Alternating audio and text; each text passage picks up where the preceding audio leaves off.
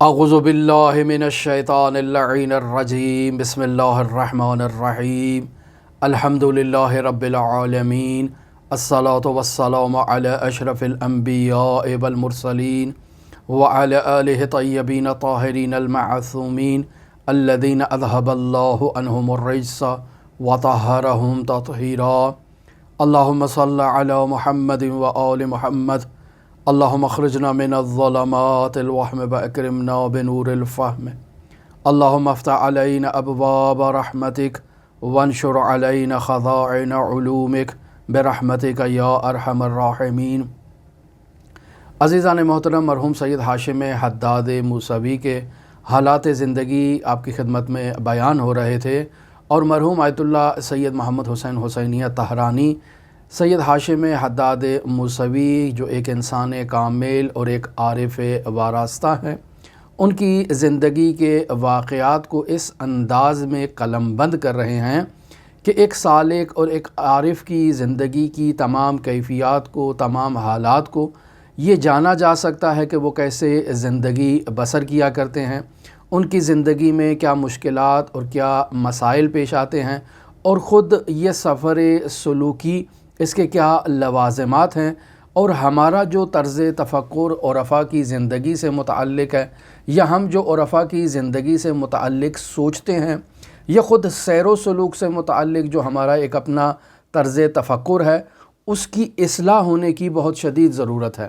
اور بہت سے ایسے مسائل ان گفتگو میں، ان واقعات میں بیان ہوتے ہیں جو ہمارے لیے تربیت کا بنیادی عامل ہیں۔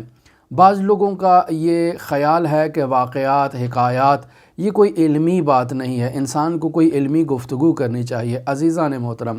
بارہا اس مطلب کی طرف اشارہ ہو چکا کہ فلسفی مباحث کو، فلسفی برہانوں کو بیان کرنا کہ جن کا انسان کی عملی زندگی میں کوئی فائدہ اس کو حاصل نہ ہو، اس کا کوئی فائدہ نہیں ہے، جبکہ یہی حالات زندگی، واقعات، حکایات، قصے، کہانیاں اس انداز میں اگر انسان اسلام کے پیغام کو آگے منتقل کرے تو یہ طرز رفتار قرآنی رفتار ہے اور قرآنی طریقہ کار ہے، اور قرآن مجید بھی احسن قصص سے لوگوں کی زندگی کو بہتر بنانے کا کام کرتا ہے۔ مرحوم آیت اللہ طہرانی مرحوم ہاشم حداد کی زندگی سے متعلق ایک اہم نقطے کی طرف اشارہ کرتے ہیں، اور وہ کرامات کا اظہار نہ کرنا ہے۔ ہم سمجھتے ہیں بطور معمول ہماری سوچ میں یہ بات پائی جاتی ہے کہ وہ شخص جو سب سے زیادہ کرامتوں کا اظہار کرتا ہے، غیر متعارف کام کرتا ہے، جسے خارق العادہ واقعہ کہا جائے، جو اس کی زندگی میں پایا جائے، ہم یہ سوچتے ہیں کہ جس عارف کی زندگی میں ایسے واقعات زیادہ ہوں وہ عارف کامل ہے، وہ زیادہ پہنچے ہوئے مقام پر موجود ہے، یعنی اس کا بہت بلند رتبہ ہے۔ مریضوں کو شفا دے دینا، لوگوں کی زندگی سے مشکلات کو حل کر دینا، آئندہ کی خبریں دے دینا، ماضی کی خبریں دے دینا، لوگوں کے ضمیر میں پوشیدہ اسرار کو افشا کر دینا، جو کوئی ایسا کام کرے وہ بہت بڑا عارف ہوگا اور اللہ کا بہت بڑا ولی ہوگا۔ یہ ہمارا طرز تفکر ہے، جبکہ بارہا اس نقطے کی طرف اشارہ ہو چکا کہ وہ عارف کہ جس کی زندگی میں ایسے واقعات زیادہ ہوں، وہ عارف کامل نہیں ہوتا۔ اس کی زندگی میں ان واقعات کی کثرت کا ہونا خود اس بات کی دلیل ہے کہ یہ واقعات اسے اپنی طرف الجھا کے رکھیں گے۔ لہٰذا آیت اللہ طہرانی کہتے ہیں کہ ہم جو مرحوم ہاشم حداد سے ہمارا جو رابطہ رہا، تو ہم نے پوری زندگی نہ تو خود مرحوم ہاشم حداد سے کوئی ایسی چیز مشاہدہ کی جو نارمل حالت سے دور ہو، جسے کہا جائے خارق العادہ ہونا، جسے کہا جائے عام زبان میں کرامت کا ہونا، یا جسے بعض لوگ معجزے سے تعبیر کر دیں۔ یہ ایک عرفی اور عوامانہ گفتگو کے تحت یہ بات بیان کی جا رہی ہے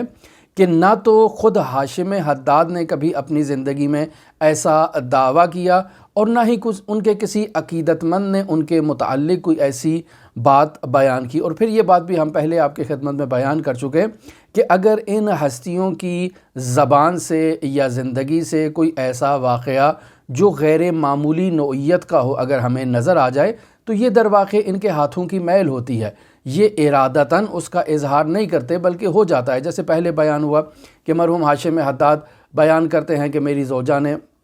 برف کا ایک پیالہ، چینی کے پیالے میں برف کو ڈال کے میرے سرہانے پہ رکھ دیا، اور جب میں صبح نماز تہجد کے لیے بیدار ہوا تو نہ جانتے ہوئے میں نے اسے ٹھوکر ماری اور وہ چینی کا پیالہ ٹوٹ گیا، تمام پانی اس کا بہہ گیا۔ جیسے ہی میں متوجہ ہوا تو میں نے کہا یہ تو میری ساس کا تھا، اور وہ اسی فکر کا میرے ذہن میں خطور کرنا تھا کہ وہ پیالہ دوبارہ جمع ہوا اور تمام پانی اس کے اندر واپس چلا گیا۔ تو یہ غیر اختیاری اور غیر ارادی فعل تھا جو مرحوم ہاشم حداد کی زندگی میں ظاہر ہوا، وگرنہ خود ارادہ، خود اختیار سے کوئی ایسا کام جو غیر معمولی نوعیت کا ہو، عرفائے کامل اپنی زندگی میں اس سے اجتناب کرتے ہیں۔ لہٰذا کوئی غیب کی خبر نہیں دیتے، کوئی ایسی خبر جو لوگوں کے دلوں میں اسرار کے طور پر پوشیدہ ہو اس کا برملا اظہار نہیں کرتے۔ آیت اللہ تہرانی کہتے ہیں کہ مرحوم ہاشم حداد یہ نظر رکھتے تھے، ان کا یہ نظریہ تھا کہ اگر ایک عارف کی زندگی میں ایسے غیر معمولی قسم کے واقعات ظاہر ہونا شروع ہوتا ہیں تو یہ واقعات اس عارف کو اپنی طرف الجھا کے رکھ دیتے ہیں، وہ عارف مزید سیر و سلوک کے میدان میں پیش رفت اور ترقی نہیں کر سکتا ہے۔ ظاہری بات ہے، کسی انسان کو معلوم ہو جائے کہ فلاں عارف مریضوں کو شفا دیتا ہے تو پوری دنیا کے مختلف کونوں میں جہاں جہاں کہیں بھی مریض ہوں گے وہ رجوع کرنا شروع کر دیں گے اس عارف کی طرف۔ کوئی کہے گا کہ مجھے انجیر دے دو، کوئی کہے گا مجھے مصری دے دو، کوئی کہے گا مجھے قند دے دو، کوئی کہے گا مجھے کوئی ٹافی دے دو تاکہ ہمیں شفا مل جائے۔ اب اس عارف کا تمام وقت جو ہے وہ ان مریضوں نے الجھا کر رکھنا ہے، اور اس کا خداوند متعال سے رابطہ وہ پہلے والا رابطہ نہیں ہوگا جو اس غیر معمولی واقعے کے ظاہر ہونے سے ہوا۔ یا اسی طرح اگر کوئی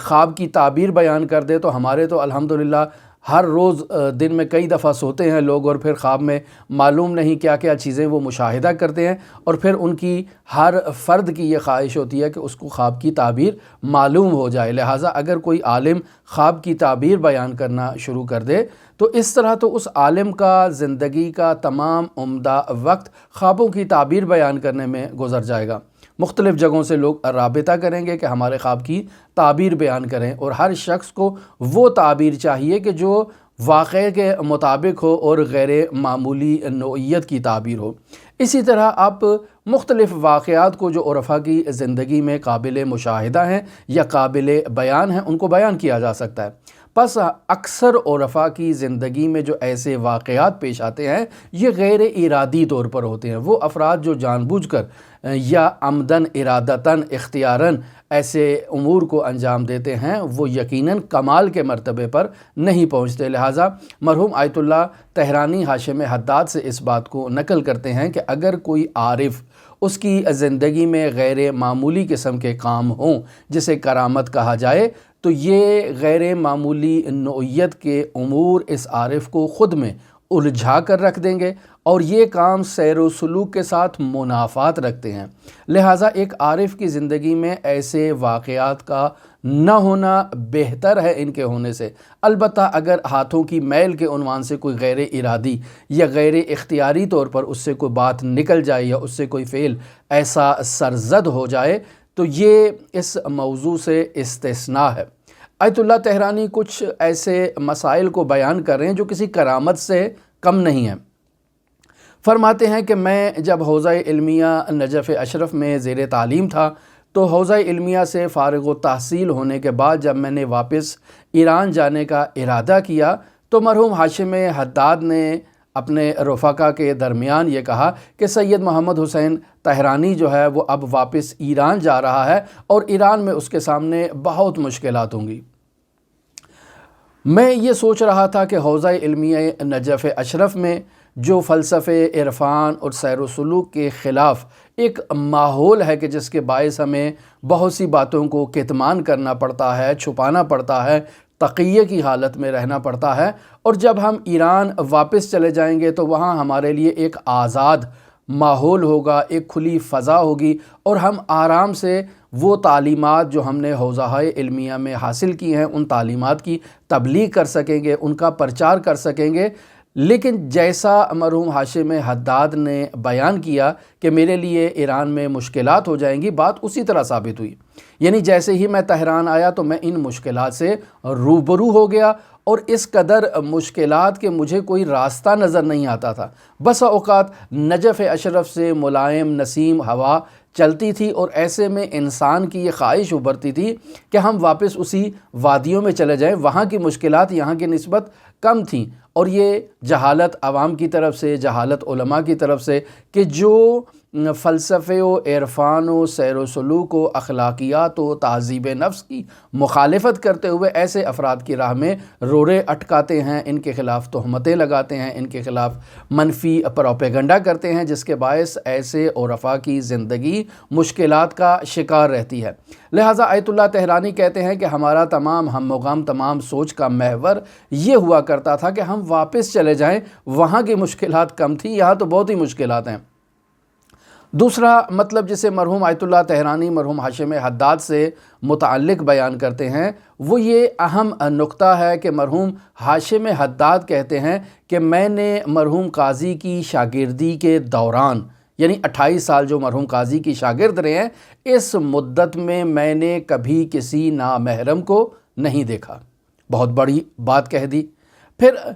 مرحوم ہاشم حداد مزید نقل کرتے ہیں کہ ایک دن میری والدہ نے مجھے یہ کہا کہ تمہاری زوجہ اپنی بہن سے زیادہ خوبصورت ہے۔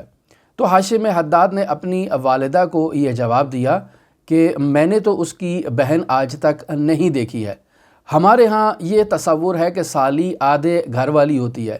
لہٰذا سالی کے ساتھ جو رابطہ برقرار کیا جاتا ہے وہ گھر کے ایک فرد کی طرح رابطہ برقرار کیا جاتا ہے، یعنی اس کے ساتھ پردے کی کسی قسم کی جو رعایت کرنا اسلامی قوانین میں بیان کیا گیا ہے اس کی رعایت نہیں کی جاتی ہے، چونکہ وہ آدھے گھر والی ہے۔ لہٰذا جیسے انسان اپنے گھر والی کے ساتھ پردہ نہیں کرتا ہے، ایسے اپنی سالی کے ساتھ بھی پردہ نہیں کرتا۔ یہ ہمارے معاشرے میں طرز تفکر ہے، جبکہ وہ انسان کی نامحرم ہوتی ہے، اس کی طرف دیکھنا انسان کے لیے حرام ہے، ناجائز ہے، اور اس سالی پر بھی واجب ہے کہ وہ پردہ کرے اپنی بہن کے شوہر سے۔ لیکن اس طرز تفکر کے برخلاف اکثر لوگ اس مشکل میں مبتلا رہتے ہیں۔ ہماری ہاں معاشرے میں اجتماعی خاندان کا جو ایک تصور ہے، گھر میں مختلف افراد موجود ہوتے ہیں، انسان اپنے سسرال جاتا ہے تو تمام جو فیملی ممبرز ہیں وہ ایک دسترخوان پر جمع ہو جاتے ہیں، ایک ساتھ آتے ہیں، ایک ساتھ گفتگو کرتے ہیں، ہنسی مزاح کرتے ہیں۔ یہ سب وہ باتیں ہیں کہ جو اسلامی تعلیمات میں ان کے خاص آداب بیان کیے گئے ہیں کہ اگر اسلامی قوانین کے مطابق ہوں تو ٹھیک، وگرنہ سب حرام ہیں۔ لہٰذا اور سیر و سلوک کے بھی منافات رکھتے ہیں۔ لہٰذا مرحوم ہاشم حداد کہتے ہیں کہ میں نے اپنی والدہ سے کہا کہ میں نے تو اسے آج تک نہیں دیکھا، تو مجھے کیا معلوم کہ میری بیوی زیادہ خوبصورت ہے یا میری سالی زیادہ خوبصورت ہے۔ تو والدہ نے مجھ سے کہا کہ تم نے اسے کیسے نہیں دیکھا؟ وہ گزشتہ 2 سال سے ہمارے گھر میں، ہمارے کمرے میں رفت و آمد کیا کرتی ہے، ہمارے ساتھ ایک ہی دسترخوان پر بیٹھتی ہے، تم نے اسے کیسے مشاہدہ نہیں کیا ہے؟ تو مرحوم ہاشم یعنی ان کی والدہ یہ کہتی ہیں کہ عربوں کی رسم و رسوم کے مطابق تو وہ زیادہ پردہ بھی نہیں کیا کرتے ہیں، جبکہ ہمارے معاشرے میں تو اصلاً پردے کی قید ہی نہیں ہے، پردہ تو کیا ہی نہیں جاتا ہے اکثر اوقات، مگر یہ کہ بہت ہی متدین قسم کے گھرانے ہوں کہ جن میں پردے کا خیال رکھا جاتا ہے، اور پردہ بھی وہ جو آداب اسلامی کے مطابق ہو۔ تو ایسے میں اکثر گھروں میں خواتین کا اور مردوں کا ایک دوسرے سے سامنا ہو جاتا ہے۔ پہلی نظر اسلام بھی اس میں چھوٹ دے دیتا ہے، بشرطے کہ اس میں تسلسل نہ ہو، اس میں کوئی شہوت بھرے عنصر شامل نہ ہو یا غیر متعارف قسم کی نگاہ نہ ہو، تو اسلام کہتا ہے کہ اس سے چشم پوشی کی جا سکتی ہے۔ لہٰذا مرحوم ہاشم حداد اپنی والدہ سے کہتے ہیں کہ میں نے تو اسے نہیں دیکھا۔ نہایت ہی عفت و پاکیزگی کا مظاہرہ کرتے ہوئے پھر تاکید کرتے ہیں کہ اللہ کی قسم میں نے اسے اپنی زندگی میں ایک بار بھی نہیں دیکھا۔ میں کیسے بتا سکتا ہوں کہ میری زوجہ زیادہ خوبصورت ہے یا میری سالی زیادہ خوبصورت ہے؟ پھر آیت اللہ تہرانی یہاں نقل کرتے ہیں کہ عین اسی طرح کا واقعہ جو مرحوم ہاشم حداد نے بیان کیا کہ انہوں نے آج تک اپنی سالی کو نہیں دیکھا، آج تک کسی نامحرم خاتون کو نہیں دیکھا ہے جب تک وہ مرحوم قاضی کی شاگردی میں موجود تھے۔ البتہ اس کا ہرگز یہ مطلب نہیں کہ اس کے بعد دیکھا، یہ قاضی کی تربیت کا ایک اثر تھا۔ مرحوم قاضی خود رحمۃ اللہ علیہ نامحرم خواتین سے اجتناب کیا کرتے تھے اور فرماتے تھے، یعنی مفسر عظیم الشان قرآن نقل کرتے ہیں کہ فرماتے ہیں کہ حتیٰ اگر خواب میں، کہ جو ایک غیر اختیاری فعل ہے، اگر خواب میں بھی کوئی نامحرم میرے سامنے آنے کی کوشش کرتی تو بلا اختیار میری آنکھیں خود بخود بند ہو جاتی۔ یہی واقعہ مرحوم آیت اللہ تہرانی، مرحوم آیت اللہ قاضی طباطبائی رحمۃ اللہ علیہ کے ایک گراں قدر شاگرد آیت اللہ شیخ عباس حاتف کوچانی سے متعلق نقل کرتے ہیں۔ ماجرا کچھ اس طرح سے ہے کہ آیت اللہ تہرانی عباس حاتف کوچانی سے نقل کرتے ہیں کہ وہ کہتے ہیں کہ جب میں مرحوم قاضی کی تربیت میں موجود تھا تو مرحوم قاضی نے مجھے ذکر، فکر اور ورد کا ایک وظیفہ اور ایک چلہ دے رکھا تھا، اور اس چلے کے آثار میں سے ایک نمایاں اثر یہ تھا کہ جب بھی میں بازار جاتا اور میرے سامنے کوئی نامحرم خاتون آگے سے گزرنا چاہتی تو بلا اختیار میری پلکیں خود بخود بند ہو جاتی۔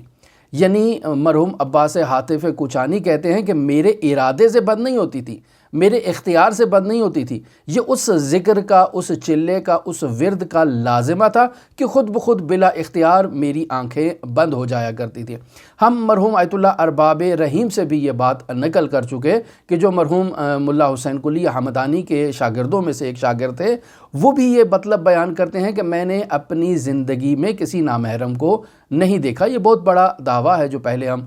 مرحوم آیت اللہ ارباب رحیم سے بیان کر چکے۔ تو واقعاً اگر انسان عرفاء کی زندگی میں ایسے واقعات کو دیکھے تو بہت ہی انسان کو تعجب ہوتا ہے۔ پھر آیت اللہ تہرانی مرحوم عباس حاتف کوچانی سے نقل کرتے ہیں کہ عین یہی مطلب جو مرحوم عباس کوچانی نے خود اپنے متعلق بیان کیا کہ مجھے قاضی نے ایک ایسا وظیفہ دے رکھا تھا، عین اسی طرح کا مطلب آیت اللہ شیخ محمد جواد انصاری حمدانی سے بھی متعلق بیان کرتے ہیں کہ سالک راہ خدا ہرگز گناہ نہیں کرتا، یعنی اس کے تمام افعال عین اطاعت ہوا کرتے ہیں اور ہرگز اطاعت سے خالی نہیں ہوتے ہیں، یعنی اختیاراً بھی وہ خداوند متعال کی اطاعت کرتا ہے اور معصیت سے اجتناب کرتا ہے، اور غیر اختیاری بھی اگر کوئی ایسی چیز ہو تب بھی وہ ایسی راستوں سے کہ جو اختیاراً معصیت کہلائیں گے اس سے ایک سالک کی دوری ہوتی ہے۔ اور یقینی بات ہے کہ استاد کامل کے دیے ہوئے وظائف میں اس قدر تاثیر ہوتی ہے اور اس کا ایک بہت گہرا اثر اس شاگرد کی زندگی پہ پڑتا ہے کہ جیسے اس واقعے میں مرحوم آیت اللہ عباس حاتف کوچانی کہتے ہیں کہ مرحوم قاضی نے ایک ایسا وظیفہ دے رکھا تھا، چلہ دے رکھا تھا، جس کا اثر اور لازمہ یہ تھا کہ حتیٰ بازار میں گزرتے وقت اگر کوئی نامحرم سامنے سے گزر جائے تو بلا اختیار پلکیں بند ہو جاتی تھیں، اور یہ میرے ارادے اور اختیار سے نہیں ہوتا تھا۔ تو کیسے مرحوم ہاشم حداد 28 سال جو قاضی رحمۃ اللہ علیہ کی شاگردی میں موجود ہوں وہ کسی نامحرم کو دیکھیں؟ یہ ہو نہیں سکتا پھر۔ تو عزیزان محترم، اس قدر بلند پایا علماء، بلند پایا شخصیات، بلند پایا عرفاء کے حالات زندگی ہیں جو ہم آپ کی خدمت میں بیان کر رہے ہیں۔ اب اگر کوئی شخص کہے کہ یہ واقعات ہیں، یہ قصے ہیں یا کہانیاں ہیں، ان کو بیان کرنے کا فائدہ نہیں ہے، تو عزیزان اس شخص کو اپنی زندگی کے مسائل میں اصلاح کرنی چاہیے۔ وہ یقیناً جہل مرکب کا شکار ہے، اسے معلوم نہیں ہے کہ وہ کیا کہہ رہا ہے، وگرنہ یہ واقعات کے جو آپ کی خدمت میں بیان ہوئے یہ ایک معصوم انسان کی زندگی میں ہی قابل مشاہدہ ہیں۔ اب آپ اس سے کوئی منفی پروپیگنڈا کرنا شروع کر دے کہ یہ تو عرفاء کو حضرات ائمہ معصومین علیہم الصلاۃ والسلام کی طرح معصوم کہہ رہے ہیں، یہ ایک شیطانی سوچ ہے، ایک شیطانی چال ہے، خود کو گناہوں سے آلودہ کرنے کا ایک حربہ ہے کہ جو ایک شیطان ہی کسی انسان کے ذہن میں، دل میں، دماغ میں ڈال سکتا ہے، وگرنہ ہرگز ایسا مقصود نہیں ہے۔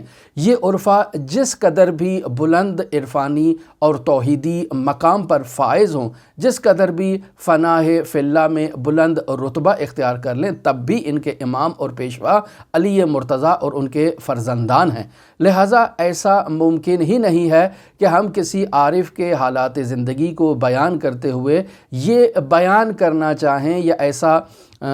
ظاہر کرنا چاہیں کہ وہ ائمہ معصومین علیہم السلام کے ہم ردیف اور ان کے مساوی ہے، ان کے ہم پلہ ہے، یا ان سے ہم رتبہ نہیں بلکہ ان سے بالاتر ہے۔ ایسا ممکن ہی نہیں ہے۔ یہ ایک شیطان ہی بعض ایسے ناپاک افراد کے ذہنوں میں ایسا طرز تفکر اور خیال ڈال سکتا ہے، وگرنہ ایسا نہ تو کبھی کسی عارف نے سوچا ہے اور نہ ہی کسی عارف کی زندگی میں کے حالات کو بیان کرتے ہوئے ہم نے کبھی ایسا بیان کیا ہے۔ لہٰذا ان علماء کے حالات زندگی کو بیان کرنے کا بنیادی مقصد ان کی عصمت جو تالی تلو معصوم ہے، جو معصوم کی پیروی میں اس قدر شدت سے انہوں نے عصمت اختیار کی ہے، اس کو بیان کرنا ہے کہ ایک عام انسان بھی اگر حضرات ائمہ معصومین علیہم السلام کی سیرت و تعلیمات پر عمل کرے تو وہ بلند ترین عصمت کے مقام پر فائز ہو سکتا ہے، اس قدر پاکیزہ ہو سکتا ہے کہ بلا اختیار اس کی آنکھیں نامحرم کے سامنے آنے سے پہلے ہی بند ہو جائیں ظاہر میں اور عالم رؤیا میں، جیسے مرحوم قاضی بیان کرتے ہیں کہ بلا اختیار میری آنکھیں اس عالم رؤیا میں جہاں انسان کو اختیار نہیں ہے وہاں بھی بند ہو جایا کرتی تھی۔ تو یہ انسان کو یہ آنکھوں کا بند ہونا نامحرم کے آنے سے پہلے، یعنی انسان کو ایک ایسے فعل میں مبتلا ہونے سے بچانے کے لیے خود ایک عصمت کا ایک پہلو رکھتا ہے کہ جو حضرات معصومین علیہم السلام کی سیرت و تعلیمات پر شدت سے عمل کرنے کا ہی نتیجہ ہو سکتا ہے۔ لہٰذا آپ علماء کی زندگی میں ایسے علماء کو اپنے اطراف میں تلاش کریں۔ کیا آپ کو اپنی زندگی میں کوئی ایسا عالم نظر آیا کہ جس کی زندگی کی ایسی کیفیت ہو، جو ایسی زاہدانہ اور پاکیزہ اور عارفانہ زندگی بسر کرتا ہو؟ اور اگر نہیں کرتا تو یقینی بات ہے کہ وہ عرفاء کے خلاف پروپیگنڈا کرے گا، منفی پروپیگنڈا کرے گا، منفی تبلیغات کرے گا، چونکہ وہ خود ان ہستیوں کی زندگی کی طرح زندگی گزارنے کی صلاحیت نہیں رکھتا۔ لہٰذا ان کی زندگی کو سوالیہ نشان لگانے کے علاوہ اس کے پاس اور کوئی کام نہیں ہے، چونکہ وہ خود ایسا نہیں ہے، خود پاکیزہ نہیں ہے۔ تو ایک پاکیزہ فرد کے اوپر اعتراض اٹھا کر ہی وہ اپنے آپ کو بچا سکتا ہے اور معاشرے میں اپنا ایک مقام قائم کر سکتا ہے اور ایک منفی جگہ بنانے کی کوشش کر سکتا ہے، وگرنہ جیسے جیسے پاکیزہ علماء کے حالات زندگی ہم بیان کر رہے ہیں، ان پاکیزہ علماء کے حالات زندگی سن کر ہی انسان یہ کہے گا کہ ان سے جو مطالب بھی نقل ہوئے ہیں ائمہ معصومین علیہم السلام سے متعلق، انسان بغیر کسی تفحص کے، بغیر کسی تحقیق کے آنکھیں بند کر کے قبول کر لے۔ جو آیت اللہ بہجت نے کہا، جو آیت اللہ طباطبائی نے کہا، جو عظیم آیت اللہ قاضی نے کہا، جو آیت اللہ طہرانی مرحوم حداد سے نقل کر رہے ہیں، یا عباس حاطف کوچانی نے کہا، جو آیت اللہ جواد انصاری ہمدانی نے، ایسے ایسے پاکیزہ علماء، ایسی پاکیزہ ہستیاں کہ انسان ان کی زندگی کے حالات و واقعات پڑھ کے ہی یہ فیصلہ کر سکتا ہے کہ یہ کبھی ہوائے نفس کے مطابق کبھی فتویٰ نہیں دیں گے، کبھی نفسانی خواہشات اور دنیا کے حصول کے لیے جاہ طلبی میں کبھی ہرگز ایسا مطلب بیان نہیں کریں گے جو اسلامی تعلیمات کے منافی ہو۔ لہٰذا ہمیں ایسے علماء کے حالات زندگی پڑھنے چاہیے، اور یہ مرحوم آیت اللہ بہجت رحمۃ اللہ علیہ کا ایک سلوکی وظیفہ بھی ہے۔ لہٰذا ہماری دعا ہے کہ خداوند متعال ہمیں ایسے علماء کے حالات زندگی پڑھنے اور ان سے درس لینے اور ان پر عمل کرنے کی توفیق عطا فرمائے۔ آپ تمام عزیزان کے لیے حضرت امام علی ابن موسیٰ رضا علیہ آلاف و تحیت و ثنا کی